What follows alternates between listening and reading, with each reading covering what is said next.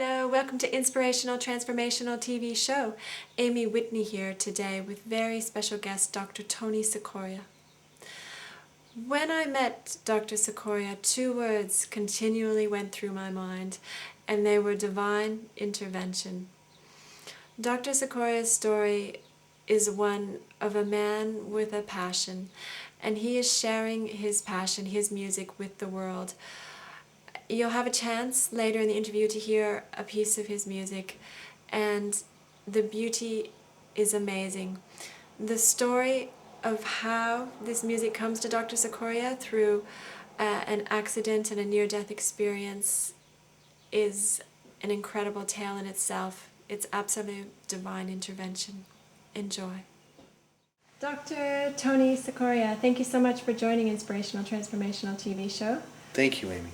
Thank you for inviting me. Pleasure. What I'd like to start with is basically going back pre the age of 42. You don't have to start at birth or anything, but just tell us a little bit about your life, what you do, a little bit of the Dr. Cicoria story. Okay. I'll start from my college years. I went to the Citadel, which was a military school in South Carolina, and I studied biology. I went, in my last year, I got interested in the basic sciences and studied at Woods Hole Lab in Massachusetts, and was sure that I wanted to be a scientist, so I applied to graduate school and got my PhD in physiology and in an area of cellular biophysics. And then when I finished, I really thought that that wasn't the end for me, and I decided that I was going to go to medical school as well. So right after I finished my PhD, I just continued right into medicine, and then decided to go into orthopedic surgery. And I spent another 6 years doing that. So I came out of all of that training in my mid-30s, and I came to Oneonta, New York, because it was close to my family and my wife's family, and so it seemed like a good place to start. And then I worked, that was in 1988 that I began, and I was going on a very academic road in terms of medicine. I was publishing a lot of scientific articles. I was involved in scientific meetings. Actually, I was a chairman of a meeting that was a national meeting in controversies in spine surgery.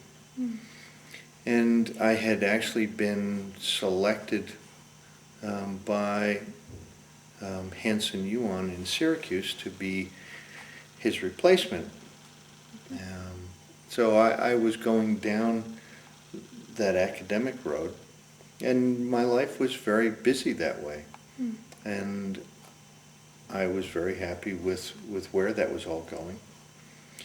And it wasn't until when I was 42, this in 1994, that things really started to change. Now, prior to that, I'd had 3 children, and they were born in 88, 87, and 90.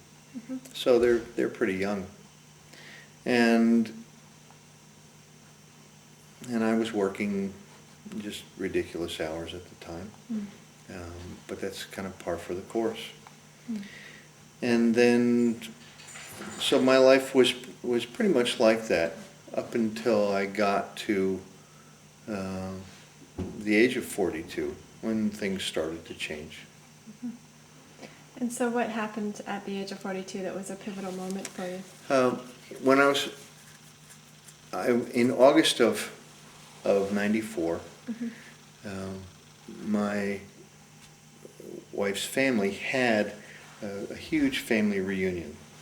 We had this huge birthday party, and everybody is there's probably 18 or 20 people who were at this party, and I was outside barbecuing, and I wasn't paying attention to the weather, and I went over to call my mom.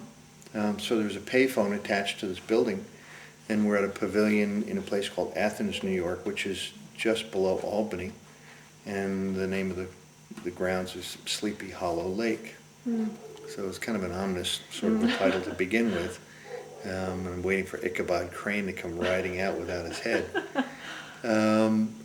But at any rate, so I'm there, and I go to talk to my mom on the phone, and I call her, and the phone rings and rings, nobody answers, and I was just getting ready to hang up the phone, and all of a sudden the building that I was standing next to and on the payphone gets struck by lightning.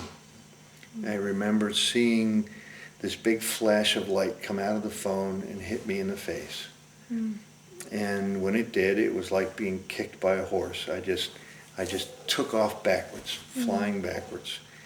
And suddenly, as I was going backwards, I was stopped going backwards, and I was moving forwards.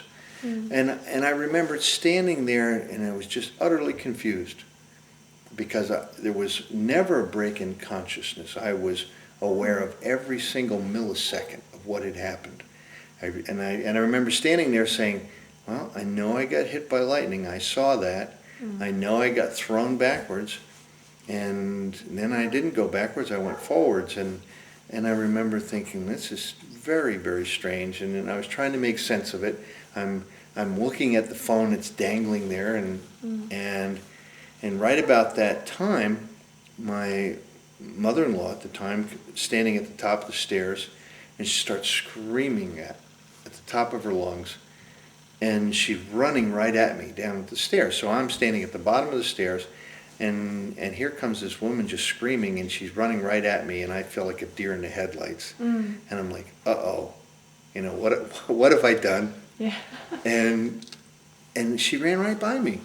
And as she ran by, I turned to see where she was going, and I'm over on the ground. And at this, it's like, I said, actually what I said was, oh shit, I'm dead. And I was absolutely dumbfounded, because there was never a break in consciousness. There was never a signal that I had left my body. And so all of a sudden I'm like, wow. And as it turns out, there was a nurse who was waiting to use the phone in the middle of nowhere. And she drops down to start doing CPR on me. But I'm standing there, and I'm trying to get somebody's attention. And I'm yelling, and I'm going, hello? And I could see them. I could hear them. They couldn't see or hear me.